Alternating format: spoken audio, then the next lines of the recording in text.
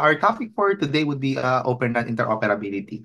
So, what is interoperability? No? So, especially in Open RAN, we want to make each and every component no, able to talk to each other and make this ecosystem fully functional.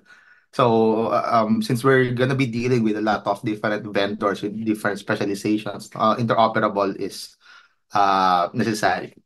So, in this short course, no, it's an introduction to Open RAN interoperability.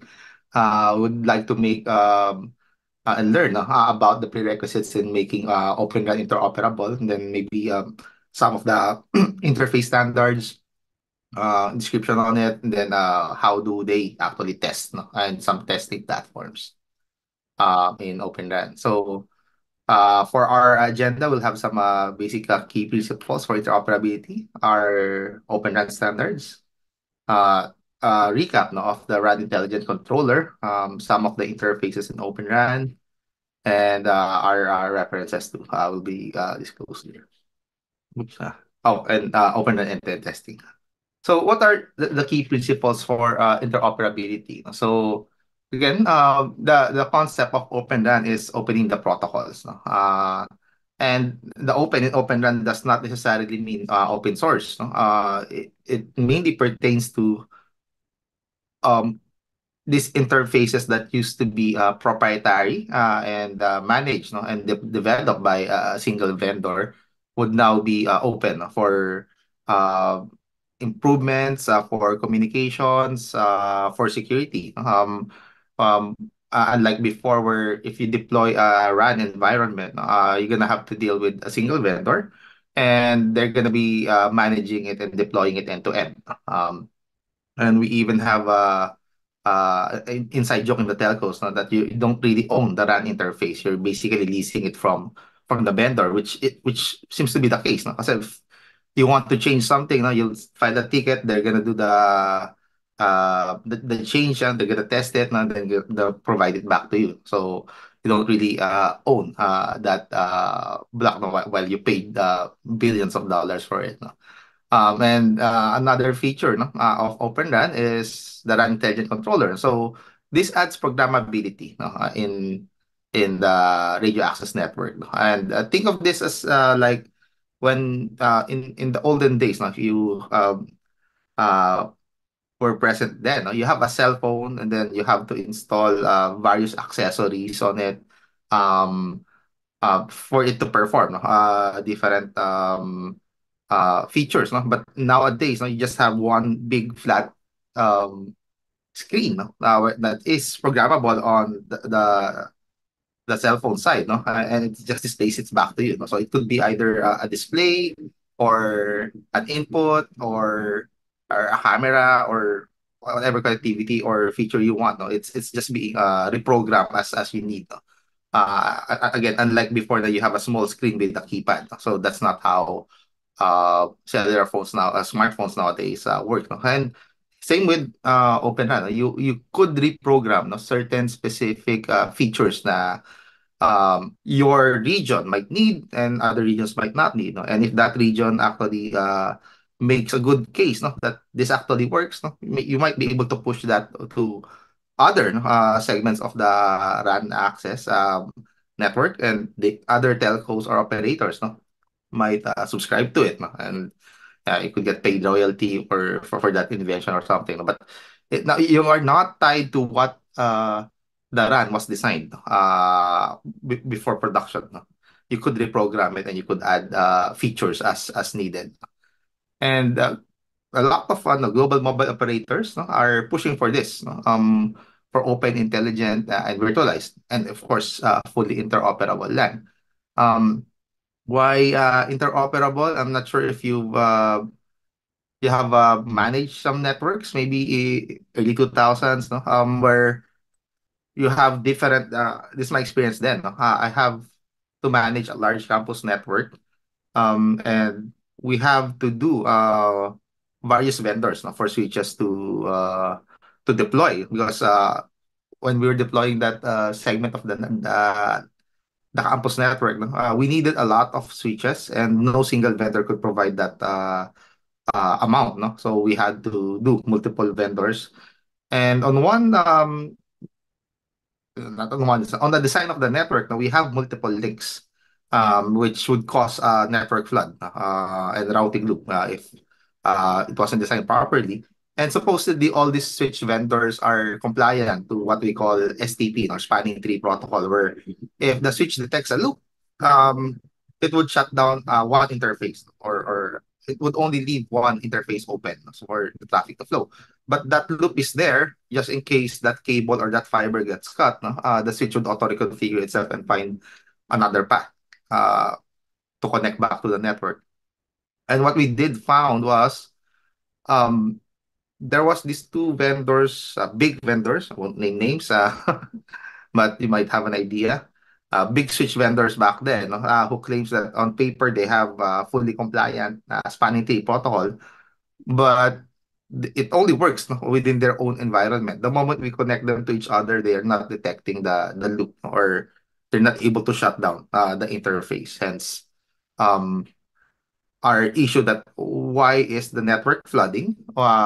We have routing loops, yes, but that was designed because we want redundancy for connectivity. No? But apparently, um, it's a hard lesson learned, no? That even though the datasheet says that they are supporting STP, standard STP, they are not fully integrated. And we have to call the vendor and both vendors actually to give them the issue, and they have to fix it. No? And it took them 2 months, no, to get a running fix, test it on our network, and then it works. No?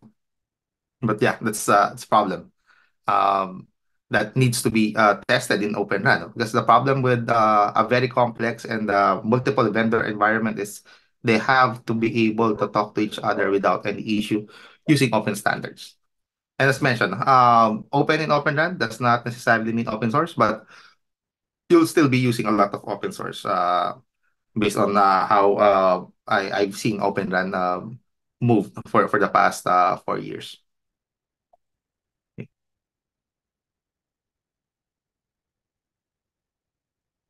So, what's the goal of interoperability in Open RAN? It's we want to eliminate proprietary hardware in closed system. As in the previous generations of RAN environment, again, you'll have to talk to a single vendor and they'll manage end to end. Now, the problem there is, well, you cannot just yank out the vendor if you don't like them, because you have invested, again, billions of dollars for those setup.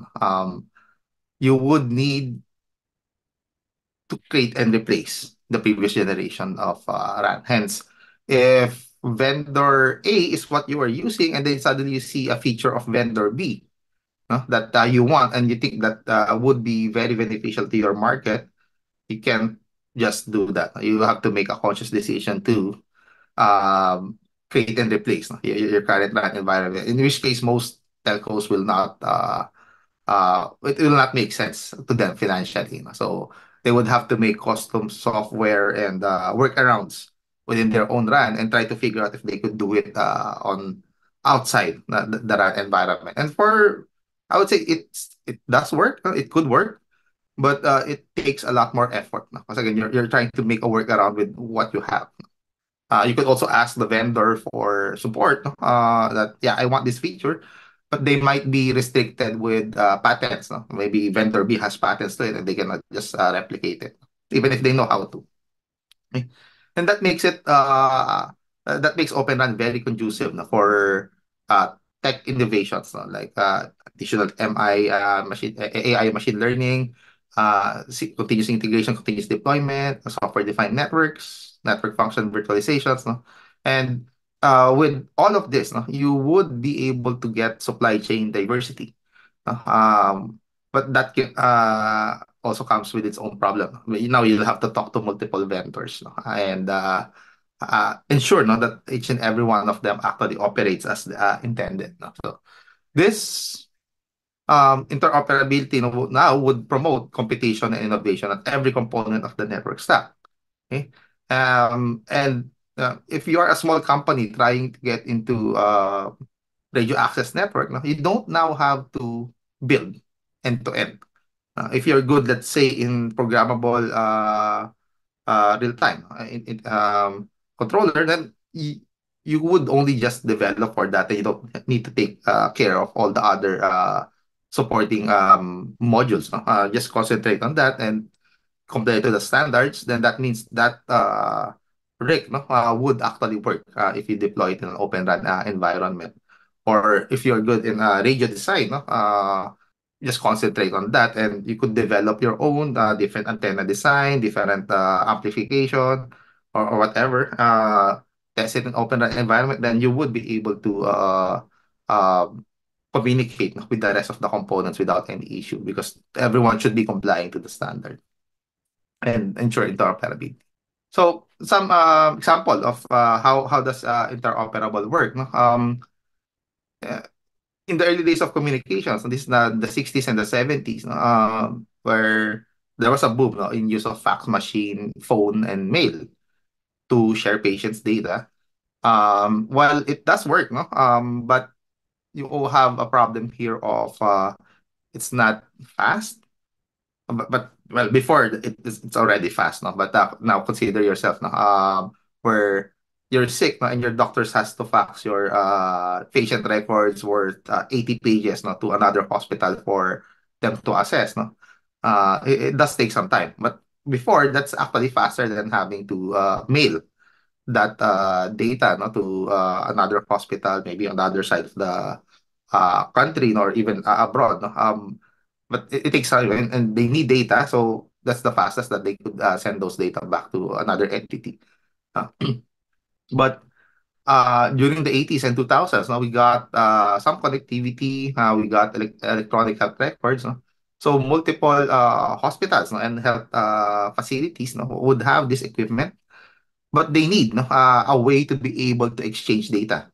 Because if hospital A has a different format than hospital B, or even different protocol, no? Let's say hospital A is using, say, HTTP file transfer, no? But hospital B only supports FTP, no? Then they might not be able to send data across each other. So that is for the healthcare. No? They realize that problem, so they have this interoperability committee at that point, no? And they define no? How do we exchange data?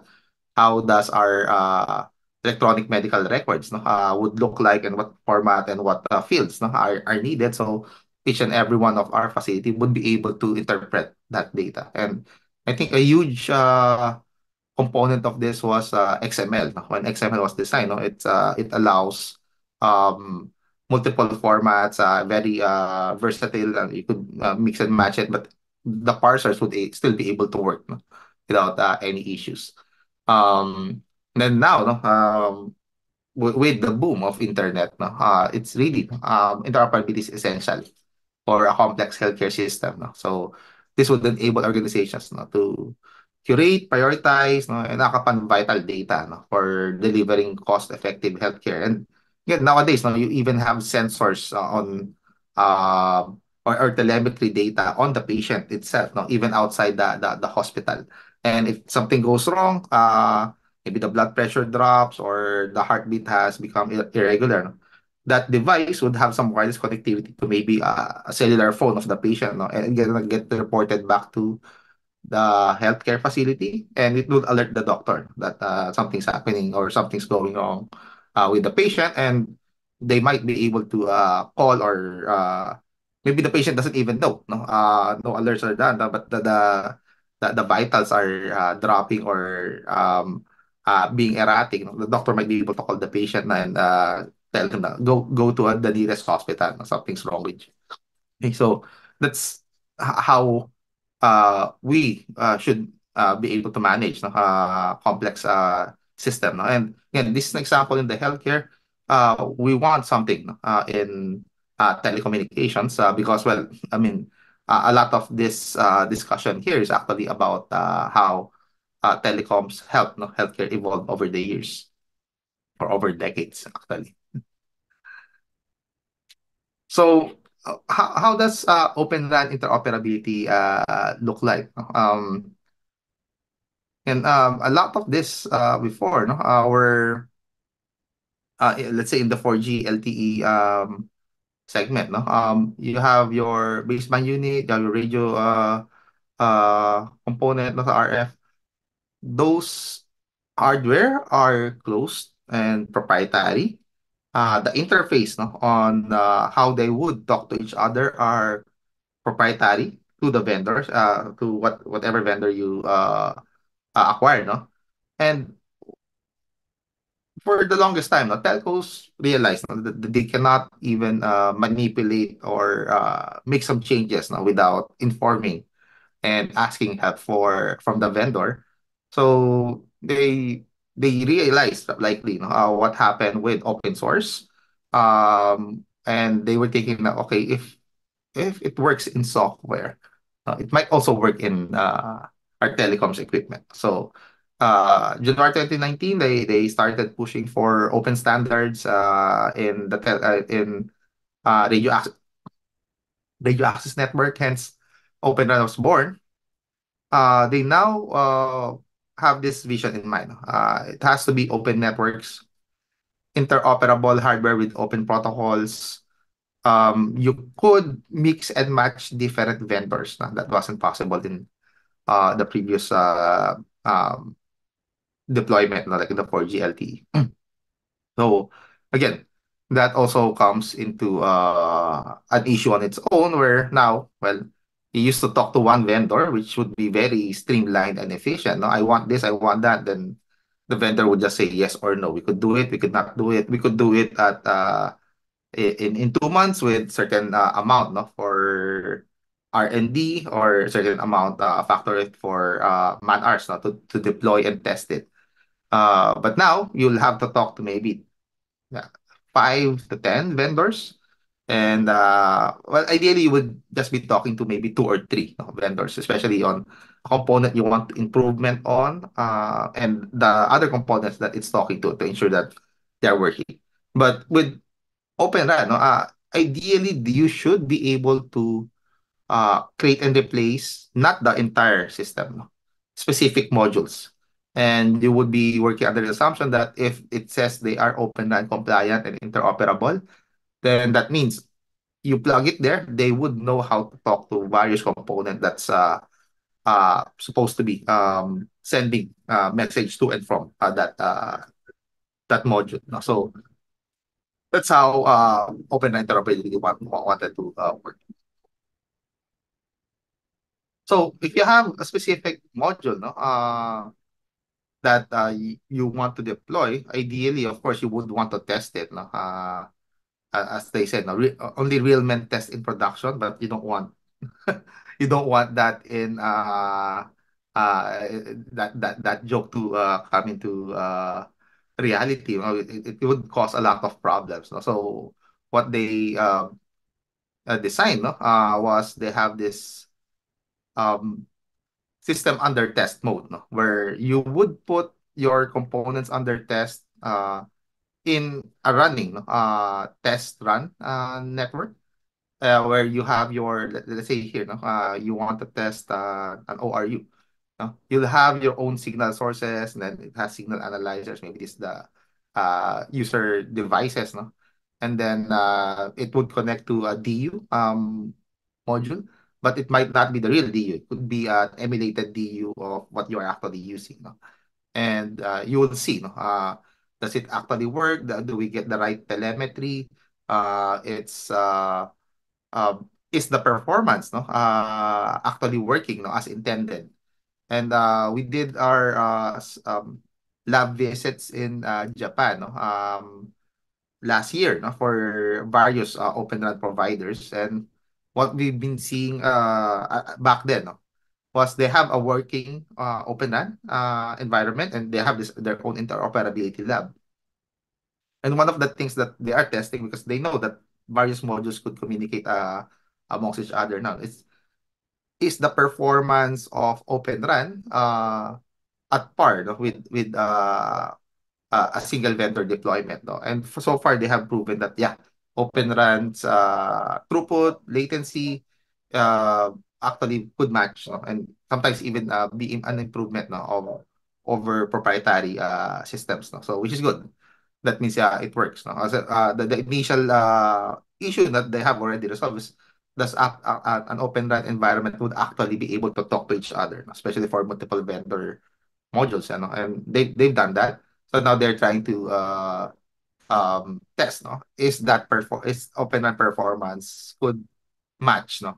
Initially it's just match, no, but of course the objective is beat proprietary deployments. But that would be an uphill battle because the thing with proprietary single vendor deployment is they are able to optimize it end to end because they own the hardware, they own the software, they own the interfaces. It's single vendor.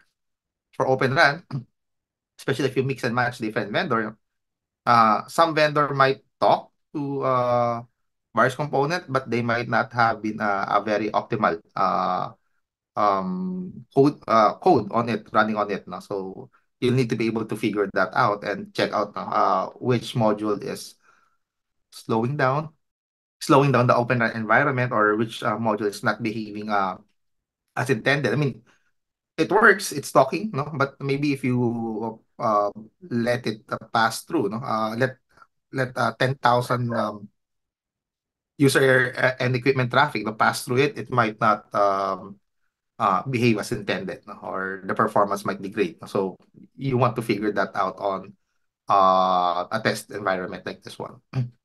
So for at least for the course, no, of interoperability, while we cannot do a lot of testing here per student, no, you might want to visit some interoperability data, but a lot of our assignments, no, is more reading, no.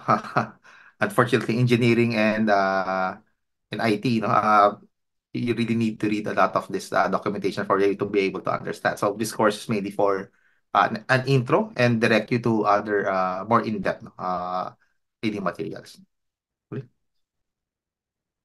So to recap, no, in Open RAN, no, especially Open RAN 5G, no, there are three major components. You got the O-RAN central unit, that's OCU. You got the O-RAN distributed unit, ODU, and the O-RAN range unit, the ORU. So this is the three major components.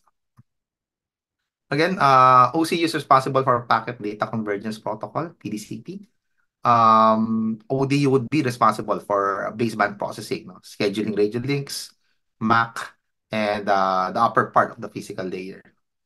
ORU is responsible naman for the lower part of the physical layer processing, including analog components, no? And radio transmitters and receiver, no? So it's a short recap there.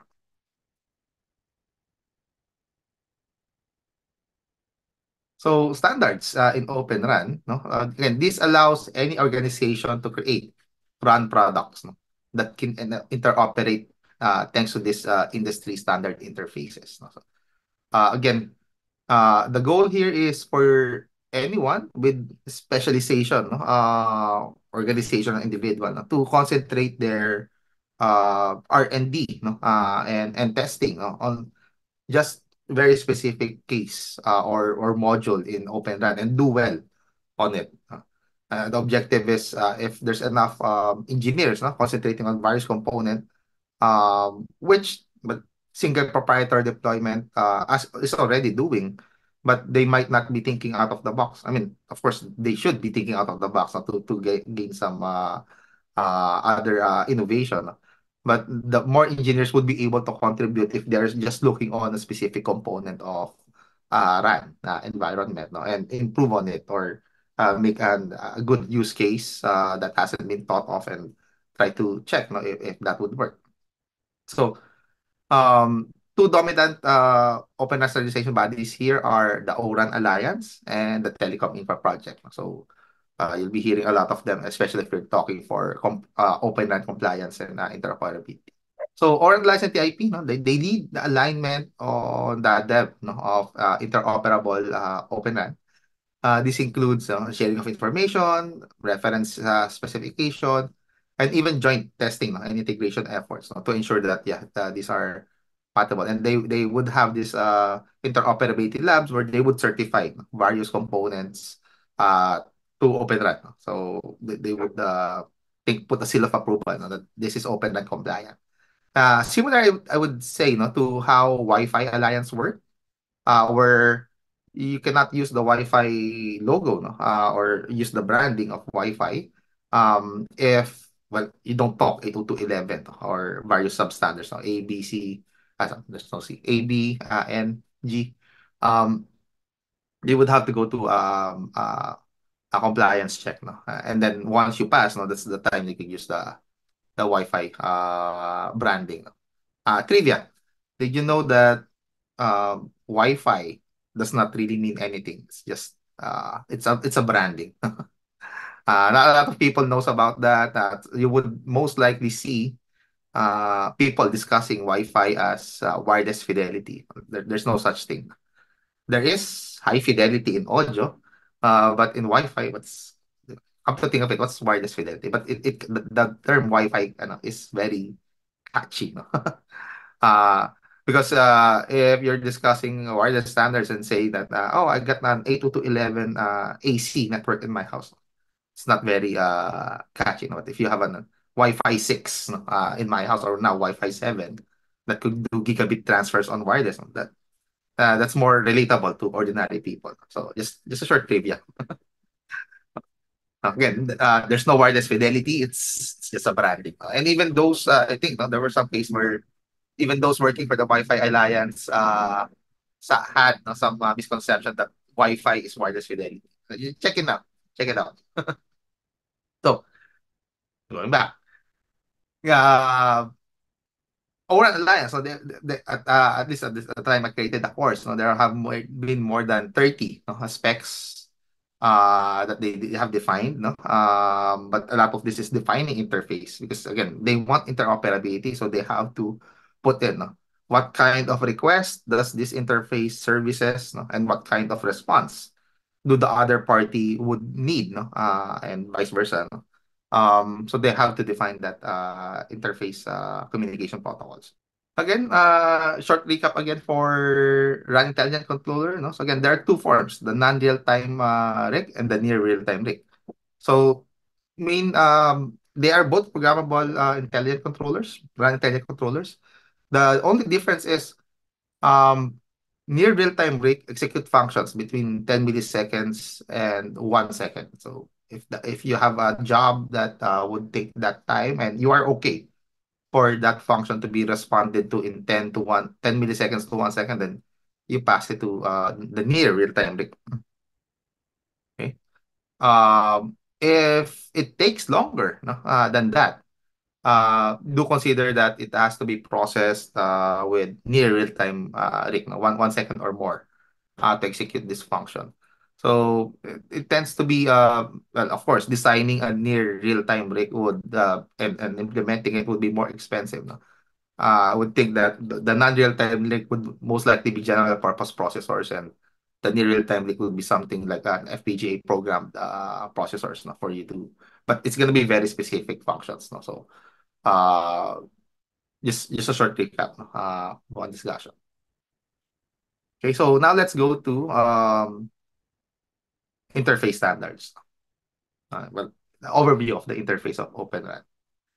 So open standards for interface in Open RAN, no? It's this segment. No? When you check out um, how does these various components integrate with each other, what are those interfaces called, and who talks to whom. No?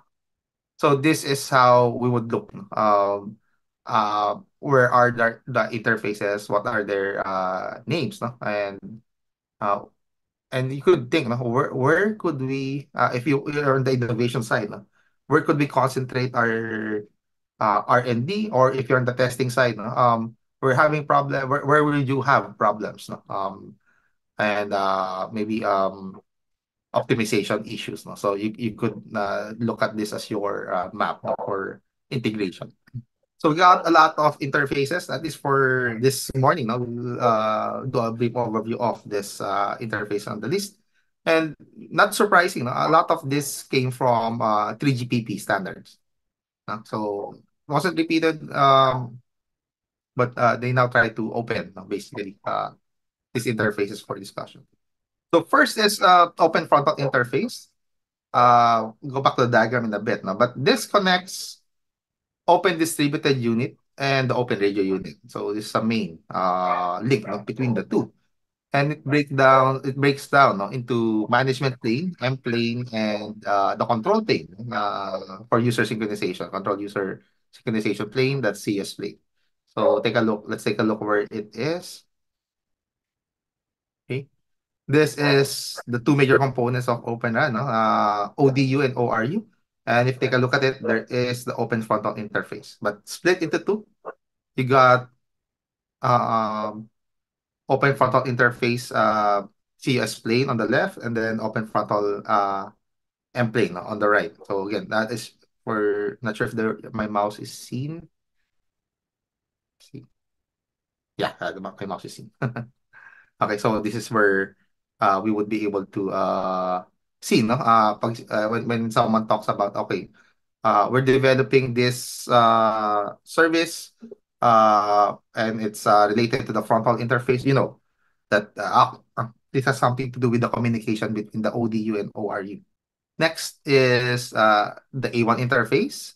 This is actually called, no, the data actually called the enrichment information, no, specifically for assisting, no, the model training, no, for maybe AI machine learning in the near real-time intelligent controller, no, and this enables, no, communications between two RICs, no. It also supports policy management, data transfer, no, and of course machine learning management. And if you take a look at the diagram on where they actually sit, right? Yeah, they are talking between near real time RIC and then the non-real time RIC, no, for within the service management organization. So this is most likely passing information on maybe some task that's being performed by non-real-time RIC, and says that, oh, I have a specific task, but it has to be done via the near real-time RIC. No? So they could pass on it, and the result will be passed back, and maybe some other telemetry data, as mentioned, no? Machine learning and enrichment between the two. Next, we have O1 and O2. So this one connects the service management orchestration network, no, for to the RAN managed elements, no? And it actually connects a lot of device, but it includes, no, near real-time RIC, OCU, ODU, ORU, and the open evolved node B, no? So OE and B. So where does this sit? Okay. This is the O1 and the O2 interfaces, no? So again, this is the OENB, which eventually would connect to the near real-time RIC. Then you got the O2 eventually connecting to the cloud, no? And another O1 interface from the SMO would connect, no, to ODU, ORU, and O OCU-CP, OCU-UP, and basically it's a major highway, no, for so to speak, no, for Open RAN communication, where it basically interconnects most of the major components of Open RAN. So this is a critical interface that, of course, that would also mean there's a lot of message format and message response, no, that needs all of these components need to support, no. And let's say in OD, it has to be able to, of course, talk to the frontal interface, the O1 interface, and then the E2 interface, and sub that with the F1 and F1C and F1U, which we'll discuss in a bit.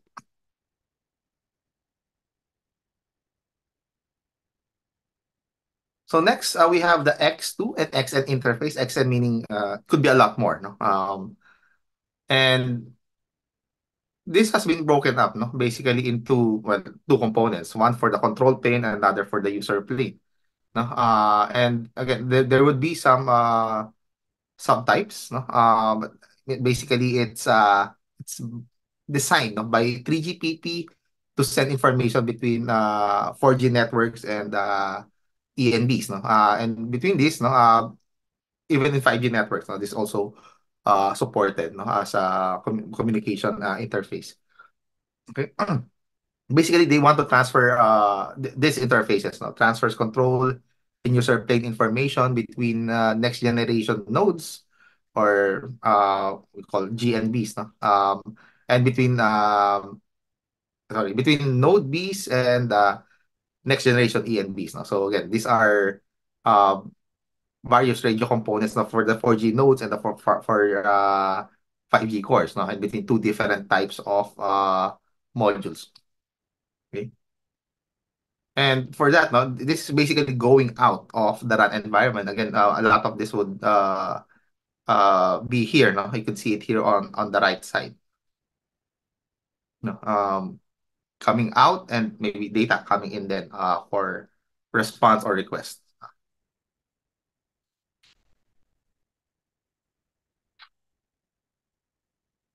Next discussion would be the NG interface here.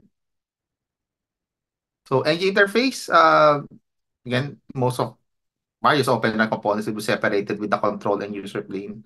Um, And this basically connects to the 5G core, and eventually 6G core most likely would have to pass through this interface too. Control plane information goes to the 5G access and mobility management function, or what we call AMF. And then they receive connection session information from the user equipment or from our smartphone, cellular phones. So those connection and session information would be traversing the NG interfaces. Control plane. User plane information now goes to 5G user plane function, which handles uh, the actual data or voice. No? Well, voice is gonna be encapsulated in data anyway. This one handles basically the user plane information. This basically is the network part of your data, no? Being sent to and from your device as a user. And again, it handles routing, forwarding, and tunneling. Again, two different. No? Control plane would be session and maybe telemetry, but the actual data of or information that your device, user device, no, is generating or receiving, no, would have to pass through the user plane on the NG interfaces. Again, this is gonna be here, no, on the lower left of the diagram of our interface diagram. Okay. Now, got two more. Next would be, oops, F1 interfaces. So F1, basically again, it was split no, into uh, control and user subtypes, and basically, of course, you split into two. No, you have to connect to specific module that does the control plane for processing, no, and the user plane. Like this is here we have the OCU CP for the control plane and the OCU UP, no, for the user plane, and eventually to the ODU unit. And this is where exchange data is exchanged, no, about frequency resource sharing and other network statuses. No? So like maybe if you could reconfigure the frequency because there's some interference on various channels, no? And you could tweak that out, no? And you could do this real time, no? Unlike well, there are some automatic tuning that's happening on various radio network nowadays, no? But this one defines it properly. And um you could also centralize this. You'll get telemetry data from this, and you might have a central uh, an area no, where you could process all of this radios, no, telemetry that you are um, experiencing no, on various segments of the network. Then you could have a central location that does maybe I wouldn't say AI that much, no, but more machine learning. No, that okay, at certain times of days, there might be an equipment that's being turned on near that certain tower, no, that interferes, no, with our transmission. May or may not be allowed, at least the interference one, no? But you want your users, no, to have the best experience. So you might steer away, no, from that channel that has some interference and then investigate. Is it an illegal transmission or just some natural occurrence, no, that maybe there's a leak, no, on one of an equipment near your telco, no, that you might want to investigate. So, but ultimately, again, these are telemetry data, no, for frequency allocation and tweaking, no, for your channel. Uh, you could also communicate with the OCU, no, and communicate with multiple ODU via the F1 interface for frequency management and resource sharing. Again, for the F1, you could see it here. No? F1, the ODU would be passing data via the F1C for the control plane, and then ODU passing data to and from the OCU to UP via the F1U interface. Okay. And then last major interface no, for OpenRAN is the E1 and E2. This was ano, it's based on 3GPP. It connects to disaggregated OCU user and control planes. No? And you basically could transfer no, configuration data and capacity information between the two OCU planes no, for them to be able to do resource sharing and talk to each other. And maybe you could also talk no, um, well, it's basically designed to connect no, to disaggregated OCU. So it could be used for high availability or failover no, or redundancy too, no, to shift load no, in case you have to do some maintenance or equipment comes out. No, so another OCU would be able to handle no, those sessions without or with minimal interruptions. No? So think of this as maybe mainly used for load balancing and failover. And for E1, okay, so you got here the E1 and then we got here the E2 for communications and coordination between various components of OpenRAN. Again, mainly telemetry data and session. Okay, so one of the last components or modules for this course is ORAN end-to-end testing. We have a documentation here, no, which is good. And while it's the current one I have read was the 2022 version no, of version 4, um, this basically discuss no, how do you actually conduct testing and integration for various open OpenRAN components. And I'll have here some sample lang. It's a very lengthy technical document, but not only for ORAN. No? You could use actually this documentation also to figure out no, if you are developing even non-ORAN components. No? How does ORAN test? And you might be able to apply that in your non-ORAN modules. No? Again, there is what we call system under test or SUT, where maybe you acquire a new technology, a new module, open run module from a vendor, and you want to test now if it works. Of course, you don't again put it on production environment. You have your test environment, and then you place that ORAN system, no, ORAN module. Um, then you have your user equipment, like the UEs. You're gonna communicate to your radio via the radio on your ORAN system, and processes it, and then it's gonna pass those maybe radio for the core. Gonna pass it via the S1 and NG interface, the 3GPP core, and then you've got your other 3GPP services and other services on the back end. So you have to centralize it. You insert it somewhere in the middle with again you got user equipment for them to communicate to the ORAN system and ensure it works no via radio and ensure that it talks to the core no? 3GPP via S1 and NG interface. Okay.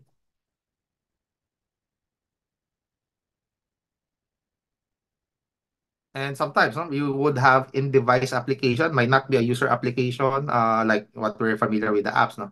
Might be some application that's running on the user end device and might need to talk to on the back end, some 3GPP services. No? It would have to pass through ORAN, and you would want to ensure that all data gets processed properly here, and then it gets passed no, to other service that needs that information. So, I'm mainly a security guy. No? So, what interests me on that test was what I also saw the radio test, which is good. No? But for our example, it's uh, they're also testing the in ORAN end-to-end testing document. What's the effect if some threat actor no, would want to attack the ORAN environment, which is a very has a very high possibility because again you have various vendors no, talking to each other no? And yeah, you might never know if one vendor is using no, a vulnerable module no, or a vulnerable software And it, I'm not singling out any vendor for that matter, no, because that has been the case with um, open source and proprietary software. No? For we call it supply chain attack, where threat actors would attack a certain vendor and inject backdoors on it. So maybe a classic example for case studies like that would be SolarWinds. No? So if a lot of you are working in telcos or big networks, no, you would have SolarWinds, and they had an issue maybe a year or two back, no, where uh, threat actor was able to inject backdoors on their code, no, on their build environment, and when the clients downloaded those updates, their SolarWinds installation was backdoor basically. And of course, to flip it on the other side of the open source world, no, we have this recent breach, no, in the XV utility, compression utility, where a threat actor was able to inject, no, a backdoor on that library, no, and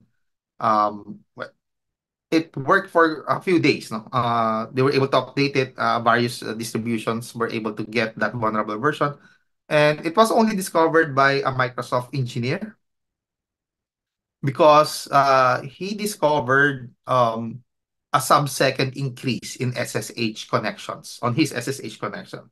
Who would notice that sub-second? That okay. Think of this. No? You're doing SSH on a terminal. It's like, this seems to be slower by zero point 0.5 seconds. No? So that's not right.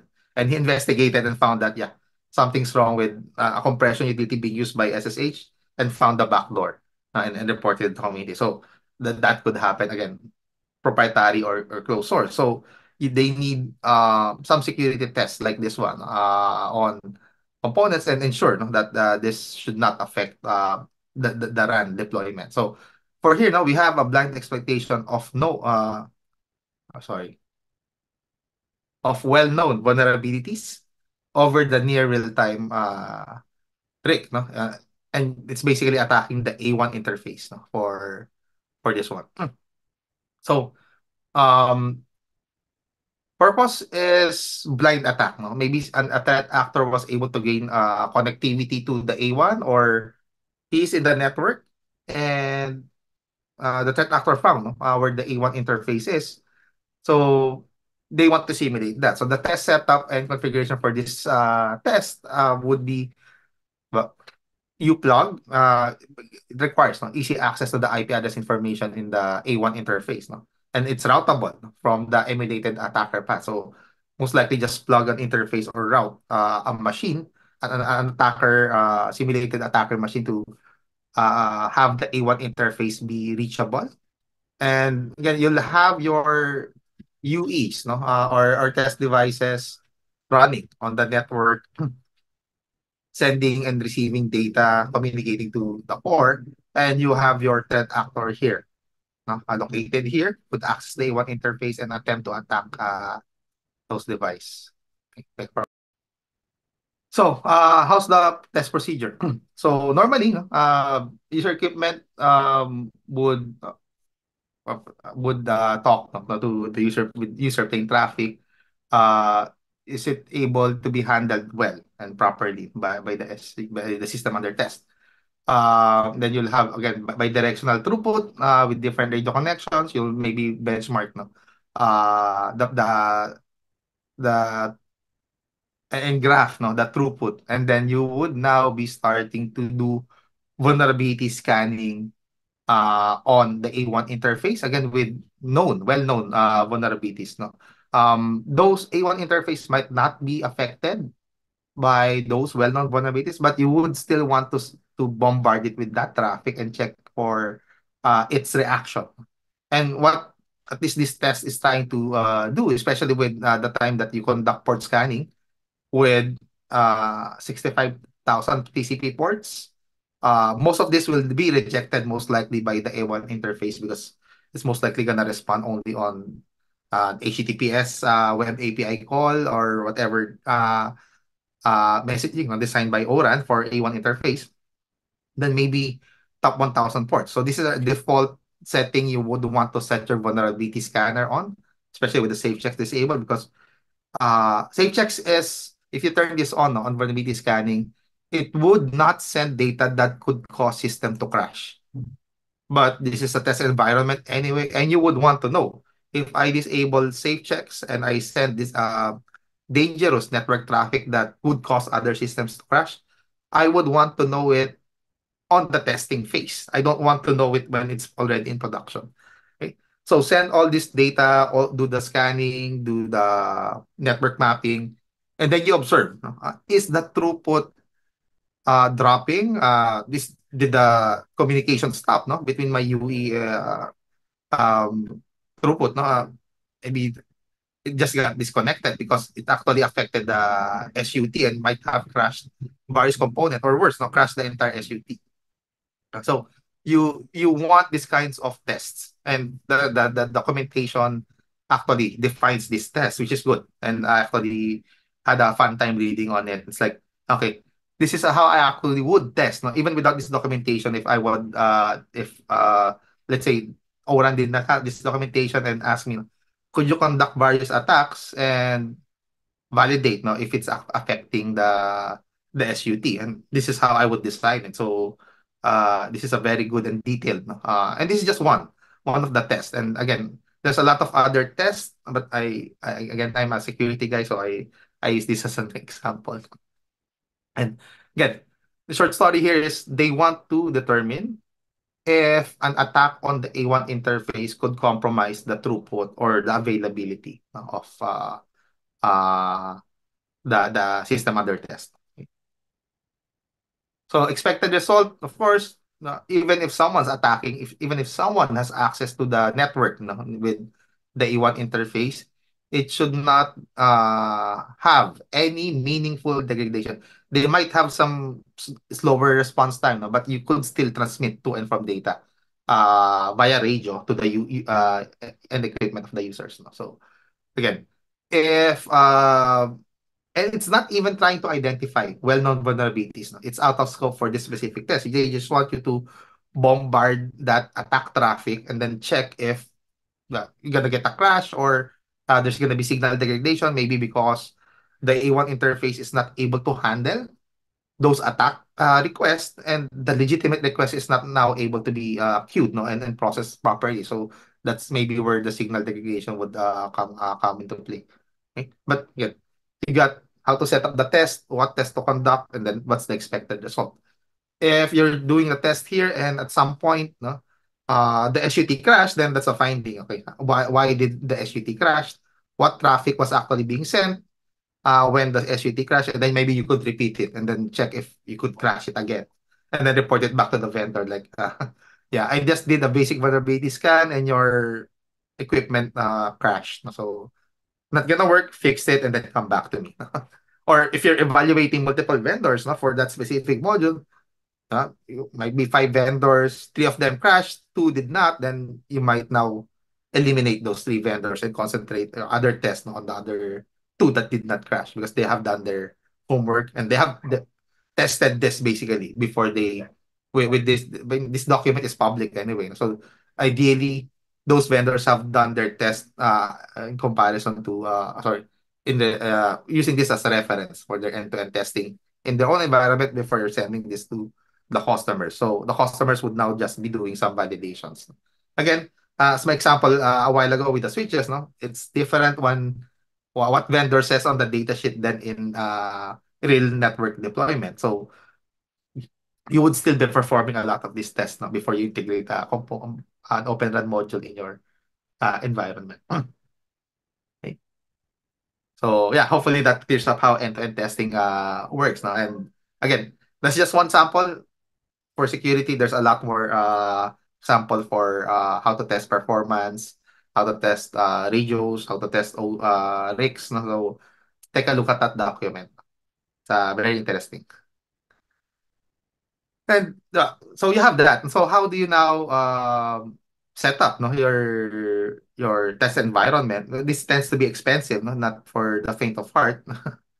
Because like this one from VIAV, this is one of the most complete testing platforms that we've seen, and they're even have this what do you want? Do you want to test the radio, the fiber, the access? But ultimately for a telco, you most likely would be acquiring not components lang from VIB, but an entire ecosystem from VIB, and then you would now be able to test, no?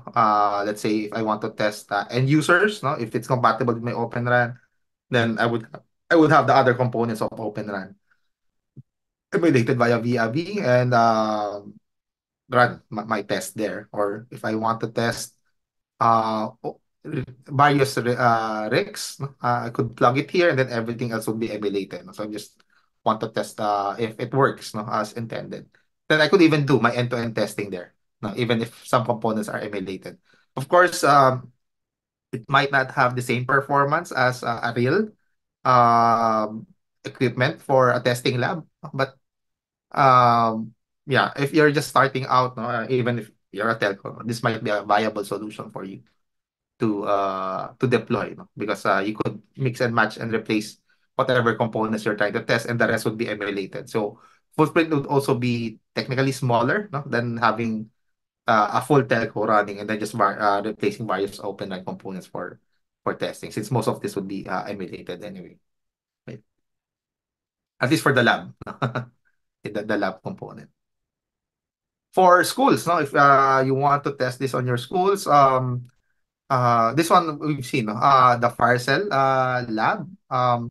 It's a small PC with software-defined networks that could emulate 4G, 5G, and the rest, no, with even two, I think two or three end devices. Again, for students with you have cellular phones with a SIM card, no, that is registered, and well, technically you have a mini telco in your hands with this in your school, no? I would say the cost and even the support, no, it's actually within reasonable cost, no? 11,000 euros with maybe platinum support. Um, yeah, it's roughly around 21,000 euros. Be 1.5 million, something like that. Rough math. I think with this equipment, and the support and the software that's already built into it, it's actually a very good for its price. Okay. And yeah, just some tech spec sheet for Firecell. Again, if you want to set up a small lab on your own, without um well, you'll be breaking the bank. And most likely not gonna be purchasing this for your home, no? If your company, or your research lab, would want to experiment on this, then this is a good a platform to start with. And if you check this out, no, if you're trying to emulate uh 4G, you could have a maximum of 16 devices, handset. For 5G, 10 handsets, because of course 5G would have more encryption, more channel allocation. Also, they minimize that support for sorry, they not degrade. They tend to again minimize the number of the supported device because of most likely frequency uh allocations. But if you check the bitrate, no, for 4G, you could get 70 Mbps download with 7 Mbps upload. Then for 5G, again, supposed to be a bit faster. No? Although it's not 5G rate, no, 100 megabits per second, download with 20 Mbps upload. You could still see the minor improvement, but it's gonna be using 4G or 5G, depending on the mode you have set it with. Um, Latency is less than 30 milliseconds, so which is good. Got here some just rough key learning points, no, from the course, but that's what we've been discussing for the past hour.